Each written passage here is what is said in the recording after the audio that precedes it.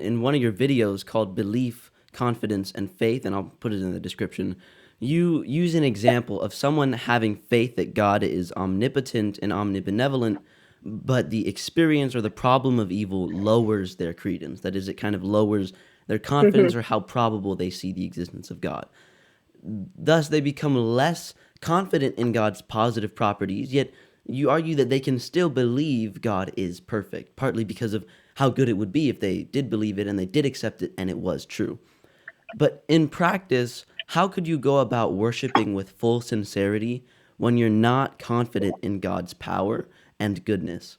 So, a potentially major challenge for Christians who seek truth is not necessarily about whether or not they can remain a Christian, but rather about how to put your whole heart in it, as it were.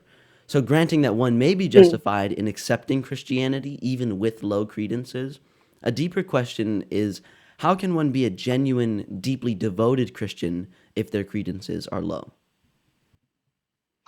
I think this is a really good question and something definitely worth thinking about. And I guess I just do want to say, maybe just like as a comment on what I was trying to get at here, is that I think because people tend to really just focus on belief and not think about credence as much, they think like, oh, as soon as I encounter some counter evidence or as soon as I see the problem of evil, I have to just give up that belief in order to be responsive to the evidence. And so part of what I was trying to point out is, well, no, you can like lower your credence, but it doesn't mean you have to give up the belief. Like in the same way that like if there's a 90% chance of snow tomorrow and then that goes down to 85, I could continue to believe it's going to snow tomorrow, even though I have a little bit of evidence, like less evidence that it's going to snow. I've gained some counter evidence. So that was what I was trying to get at. But I think your question is great, which is like, what does it look like to be a devoted Christian with a like low credence? So there's a couple things to say. I think the first thing I want to say is like, I don't necessarily think it, it's hard, but at a certain point, your credence is going to be too low, right? At a certain point, you should give up, Christianity.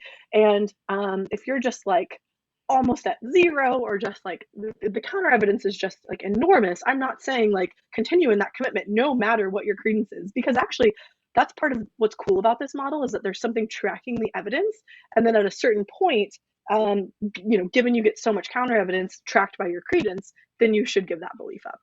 So I think that's the first thing to say is that I'm not necessarily saying, just continue your commitment to Christianity no matter the evidence, especially if that commitment we're talking about a belief. Um, okay, so that's the first thing to say. Second thing to say, what does this look like though if we say we do have someone, they've encountered a decent amount of counter evidence, they've lowered their credence a decent amount, but they're continuing to believe Christianity? Like, what does this look like? Well, I do think this is actually a feature of a lot of our everyday beliefs because maximal confidence is actually something that's pretty rare. Even that, like, I'm doing an interview right now, or there's a computer and a desk in front of me. I could be dreaming, I could be in the Matrix. This is also like flashing back to the Descartes thing, but I don't have credence one that I'm doing the interview right now. I don't have credence one that there's a desk here. So I do think beliefs and credences below one are quite common. Um, and then like take like, maybe your stance on some controversial issue. Like maybe you believe like if you're like either pro-life or pro-choice, we don't even have to say which one. But like I think a lot of people that have one of those stances or another, because the abortion issue is so difficult and complicated, they probably shouldn't have a credence of one or even close to one. Like their credence should be like quite a bit lower. So when it comes to these controversial issues, I actually think this is like at least a commonly rational thing, and ideally hopefully like a common thing, that we do have beliefs about these controversial matters, but our credences are not super super high. So that's one thing to say is like I think this kind of attitude isn't that uncommon, but I do want to talk about like what does this look like for a Christian. I think that's a really great question. And I do like, so I think one thing to say is like, this Christian still thinks there is some good evidence for Christianity. I think it's probably going to be really hard to do this if you think Christianity is more likely false than true. So you are going to think there's still some good evidence for Christianity. But I think in those moments of doubt or those moments where you say, wow, look at all this counter evidence, what do I say about the problem of evil? One thing to think about is how good it would be if you continue in that commitment and God does exist. Think about that brother example we talked about before. You might be like, oh, I'm getting all this evidence. I don't know if my brother's still alive. But like, what if he is still alive? And you can continue to search for your brother because of how good it would be if your brother was still alive and you found him by searching for him. And that is kind of how I view what's going on in the head of especially Christians with like getting on the lower end of the credence scale, but maybe still believe Christianity, is they're saying it would be so good if I continued in this commitment and God did exist. Like, not only like heaven or whatever you can throw out there, but like the relationship with an all powerful, a good creator. Some people think like the Christian story itself is really, really beautiful. And so I think you can be motivated by the goodness of it, and also knowing that it's not like your evidence is decisively saying this is false. And that kind of mindset is sort of the phenomenology that can help you continue in the commitment. And so I actually think, and maybe moving towards a more general conclusion, is that I think we should be more okay with uncertainty, because I think being really, really certain of things is actually often not rational. I think that oftentimes it's easy to take a view and then just push your credence all the way up to one or all the way down to zero, when really most of your credences should kind of be hanging in the middle. And that doesn't mean we can't have commitments and we can't have really important commitments, but I think a lot of times Christians and people in general think like certainty is the ideal, when really it's not. And actually, certainty can represent a sort of closed offness to new evidence, whereas that's really not what we should be going for. We should want our credences to kind of accurately reflect where our evidence is, and not always just try to like be certain about everything that we believe. I appreciate that, especially because a religious belief is more than just like a controversial opinion. Like, as you said, it could Yeah. involve a personal relationship with a god, and so it's kind of because religion is controversial. It's like one of the two things that some families say: don't talk about politics, don't talk about religion.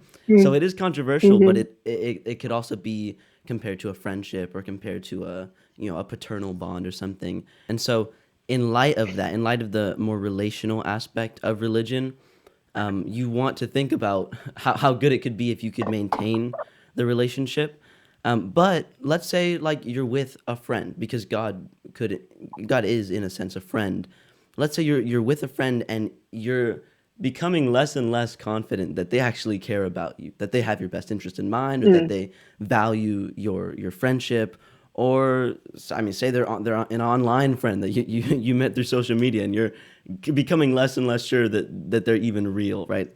Um, Yeah. you ask a question like, how low can you go? Your credence doesn't have to be, and it Mm. probably shouldn't be 100 or one. So how low can you go when it comes to not just a controversial opinion, but something that is both controversial and potentially relational?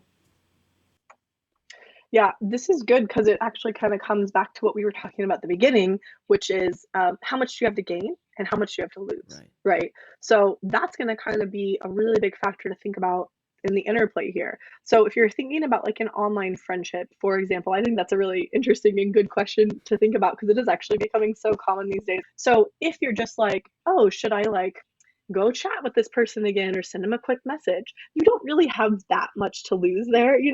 And so then I think like, yeah, you could continue like in the relationship, like chatting it up with them or something. But like, it's really different when you're like, oh, should I like go drop $1,000 on a plane ticket to like go meet this person in person that I've never met?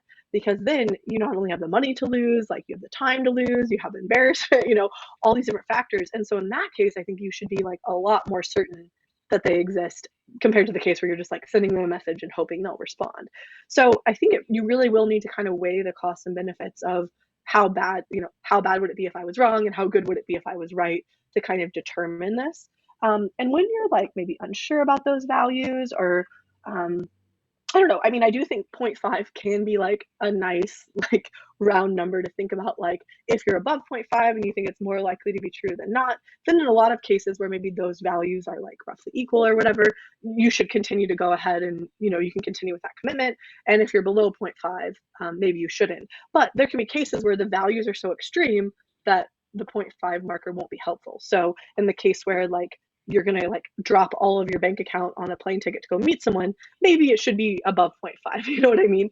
And that also will depend on how much you have to gain too. Like if they're the perfect person for you and like your absolute soulmate in every way, then maybe you're confident. So these are the kind of things that are going to determine how confident we should be to continue the commitment. And I know that like case by case basis is not the most satisfying answer, but thinking about, what if I'm right, what if I'm wrong, that's going to kind of be the key here. That, unites all the cases and answers the question about rationality.